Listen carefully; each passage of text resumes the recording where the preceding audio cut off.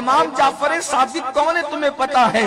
امام جعفر صادق کو صرف کنڈے کی نیاز تک کے محدود رکھنے والوں تمہیں پتا ہونا چاہیے، امام جعفر صادق اس امام کا نام ہے کہ ہمارے امام اعظم ابو حنیفہ فرمایا کرتے تھے اگر 2 سال جعفر صادق کی صحبت نہ ملتی تو نعمان ہلاک ہو گیا ہوتا۔ امام جعفر صادق وہ ہے جس کی جوتیاں امام اعظم ابو حنیفہ سیدھی کیا کرتے تھے۔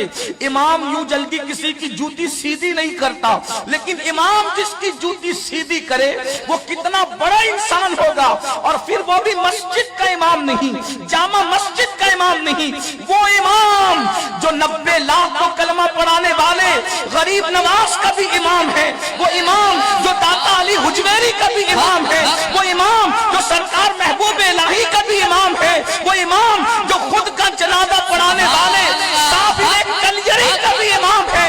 اندازہ کریں جس نے کم و بیش 100 مرتبہ خواب میں قدرت کا جلوہ دیکھا ہے اسے امام اعظم کہتے ہیں، سراج الامہ کہتے ہیں۔ جب وہ امام اعظم جعفر صادق کی جوتیاں سیدھی کرتے ہوں گے، جب جوتی سیدھی کرنے والا اتنا بڑا ہے تو جوتیوں والا امام جعفر صادق اتنا بڑا ہوگا۔ نعرہ تکبیر، نعرہ رسالت۔ لیکن میں امام جعفر صادق پر نہیں رک رہا ہوں، امام محمد باقر کا قول پڑھنے لگا۔ امام جعفر صادق کے استاد، مرشد اور والد کو امام محمد باقر کہتے ہیں۔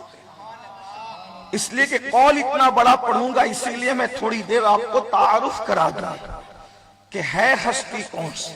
امام جعفر صادق کی بات آئی تو ایک بات اور سن لیں۔ جعفر صادق اس ہستی کو کہتے ہیں جو لوگوں کو جنت بانٹا کرتے تھے، لوگوں کو جنت بیچا بھی کرتے تھے۔ اب آپ کہیں گے کہ کیا جنت بانٹ اور بیچی جا سکتی ہے؟ میں نے کہا جب ان کا دیوانہ بہلول دانا جنت بیچ سکتا ہے۔ بہلول کون ہے؟ غلام امام جعفر صادق کا۔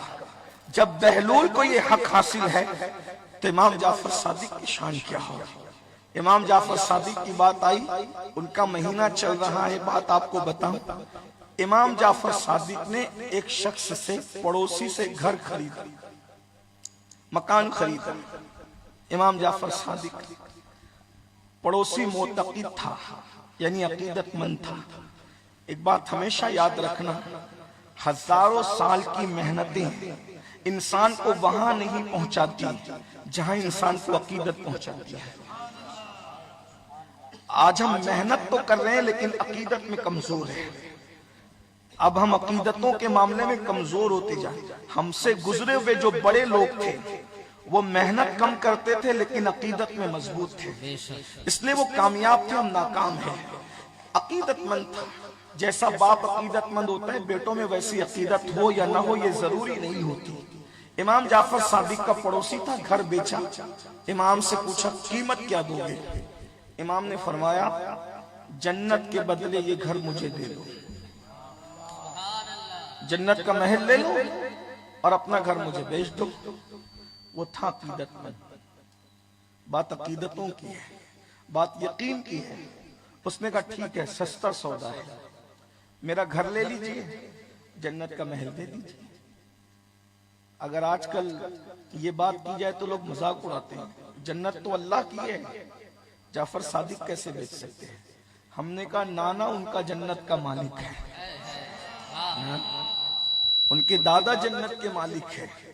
بہرحال عقیدتوں کی بات ہے، جو بد عقیدت ہے یا بد عقیدہ ہے وہ میری گفتگو نہ سنیں، لیکن میں تو اہل عقیدت سے گفتگو کر رہا ہوں، اور اللہ کرے بد عقیدوں تک یہ گفتگو نہ پہنچے۔ عقیدت والوں کی بات ہے، اور یہ بات میں کہاں سے پڑھ رہا ہوں؟ امام علامہ عبد الرحمن جامی نے اس کو لکھا ہے۔ اب جامی کون ہے اس کو بھی سن لیں۔ جامی وہ ہے بارگاہ رسالت کا مقبول انسان کہ جب ہر سال مدینہ منورہ جاتے تھے تو رسول اللہ کو سلام کرتے تھے، اور جب سلام کرتے تھے تو قبر انور سے جامی کے لیے سلام کا جواب آتا تھا، اور جب جامی مدینہ منورہ سے واپس جانے لگتے تھے تو کہتے تھے یا رسول اللہ اب مدینہ منورہ میں میرے دن پورے ہو گئے، اب کیا میں اپنے گھر جا سکتا ہوں؟ تو قبر انور سے جواب آتا تھا بس سلامت روی وہ باز آئی، جاؤ خیریت سے جاؤ، اس کے بعد پھر واپس آنا۔ جامی پھر واپس ہر سال اس دور میں اس مرتبہ اس ماحول میں جو ہر سال جاتے ہیں وہ مجھے تعجب نہیں ہوتا۔ فلائٹ کا دور ہے، احمد آباد سے پہنچا کر لوگ امریلی گھر نہیں آتے، اتنے ٹائم میں احمد آباد سے انسان جدہ پہنچ جاتا ہے۔ اتنا تیز رفتار دور ہو چکا ہے، آج کے دور میں ہر سال جانا، ہر بار جانا یہ تعجب کی بات نہیں ہے۔ جب گھوڑوں کا دور تھا، کھچر کا دور تھا، اللہ اکبر، اس زمانے کے اندر ہر سال جانا، اور پھر کیا یقین تھا جامی کو کہ جب رسول اللہ فرماتے بس سلامت روی وہ باز آئی، کیا مزہ آتا ہوگا حضور کی باتیں سن کر جامی کو۔ کہتے تھے بس سلامت روی وہ باز آئی، جاؤ پھر واپس آنا۔ جب آخری سفر تھا تو آواز آئی قبر انور سے بس سلامت روی باز آئی، نہیں سنا، بہت روئے، یقین ہو گیا یہ میری زندگی کا آخری سفر ہے۔ جامی کون آدمی ہے؟ جامی نے ایک دن نعت لکھی مدینہ منورہ جاتے وقت، اور نعت لکھی تو کہا میں حضور کے روضے پر یہ نعت سناؤں گا۔ نعت کے اشعار کچھ یہ ہے تنم فرسودہ جاں پارا زِ ہجراں یا رسول اللہ، دلم پشمردہ آوارا زِ اسیاں یا رسول اللہ، چسروے من گزر آری منے مسکیز ناداری، فدائے نقش نالینت کنم جاں یا رسول اللہ، زِ جام حب تو مستم بزنجیرے تو دل بستم، نمی کویم کے من ہستم سخندہ یا رسول اللہ، چو بازوے شفاعت را کشائی بر گناہگارا، مکن محروم جامی را دراعا یا رسول اللہ۔ یہ نعت لکھ کر جامی وطن سے چلے ہیں، ادھر شریف مدینہ کے خواب میں حضور آ کر جامی کو دکھاتے ہیں اس شخص کو مدینے آنے مت دیں، اس شخص کو مدینے، اس کا مطلب یہ ہے کون چلا ہے گھر سے یہ بھی انہیں خبر ہے، کیا لے کر چلا ہے یہ بھی انہیں خبر ہے، کس نیت سے چلا ہے یہ بھی انہیں خبر ہے، کون کس نیت کو لے کر آ رہا ہے یہ بھی انہیں خبر ہے۔ اللہ اکبر، وہ اور لوگ ہیں جو سوچتے ہیں کہ نبی کو دیوار کے پیچھے کی خبر نہیں ہے، ہمارا نبی تو ایسا خبیر ہے، اللہ علیم و خبیر نے ان کو ایسا خبیر بنایا ہے کہ وہ ہر پل کی خبر رکھتے ہیں، لمحے لمحے کی خبر رکھتے ہیں، لوگوں کے دلوں کی خبر رکھتے ہیں۔ اسے آنے مت دینا۔ جامی آئے سرحد پر پیرا ہے، تم نہیں آ سکتے، جاؤ۔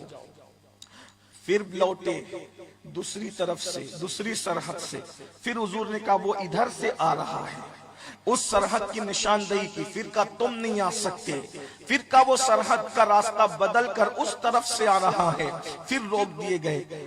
آخر کار جامی نے یہ طریقہ اختیار کیا، کسی لکڑہارے کو کہا اپنی لکڑیوں میں مجھے لٹا لو اور لکڑیوں کے بیچ میں رکھ کر لکڑیوں کے گٹھے میں مجھے سر پہ رکھ کے مدینہ منورہ پہنچا دو، جو قیمت کہو گے دے دوں گا۔ شریف مدینہ سے حضور کہتے ہیں اب تو وہ لکڑیوں کے گٹھوں میں چھپ کر کے آ رہا ہے۔ ہائے ہائے ہائے، کیا حضور کی شان ہے، لکڑیوں کے گٹھے میں چھپ کر آ رہا ہے۔ شریف مدینہ نے پکڑ لیا، لکڑی کا گٹھا کھولا، بار بار منع کرتے ہیں پھر بھی تم آتے ہو، اس کو اٹھاؤ جیل میں ڈال دو۔ مدینہ منورہ کے قید خانے میں ڈال دیا۔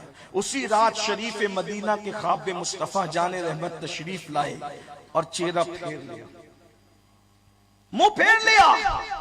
شریف مدینہ نے کہا آقا کوئی ناراضگی ہے؟ میں نے کیا ایسا کر دیا کہ آپ نے منہ پھیر لیا؟ میں نے تجھے اس کو آنے سے روکا تھا، قید کرنے کا حکم نہیں دیا تھا۔ کہ یا رسول اللہ میرے ماں باپ آپ پہ قربان، آپ بار بار اس کو روک رہے تھے، میں نے سمجھا یہ شخص سے آپ ناراض ہیں، آپ اس کو مدینے آنے نہیں دینا چاہتے۔ تو میں ناراض نہیں ہوں، اس کا عشق اس منزل پر ہے جو نعت لکھ کر کے لا رہا ہے، جب میرے روضے پہ کھڑے ہو کے سنائے گا تو مجھے قبر سے باہر نکل کر اس سے ملاقات کرنی ہوگی۔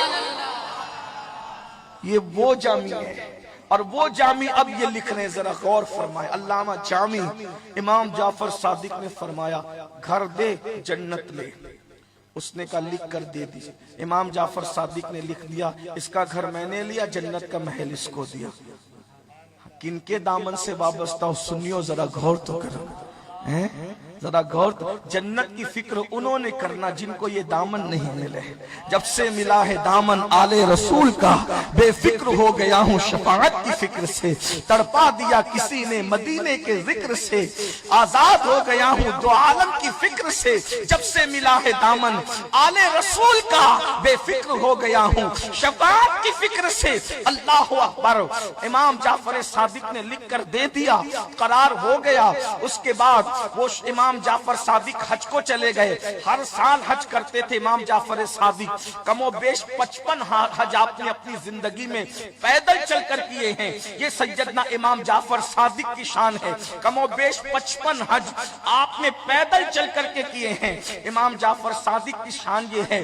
حج کو گئے, حج سے واپس آئے تو آنے کے بعد کیا دیکھا, پتا چلا کہ جس پڑوسی سے گھر خریدا تھا اس کا انتقال ہو گیا. امام جعفر صادق آئے, اس کے وارثین نے کہا امام ہمارے باپ کا گھر.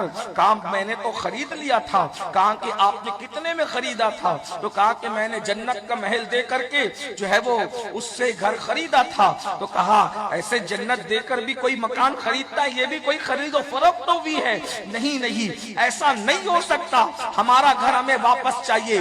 آپ نے فرمایا تمہارے باپ سے پوچھ لو. تو کہا ہمارے باپ سے کیا پوچھے, وہ تو مر گیا ہے. اللہ اکبر. امام نے فرمایا کیا تمہارے باپ نے مرتے وقت کوئی کاغذ تمہیں دیا تھا کہ یہ میرے کفن میں رکھ دینا؟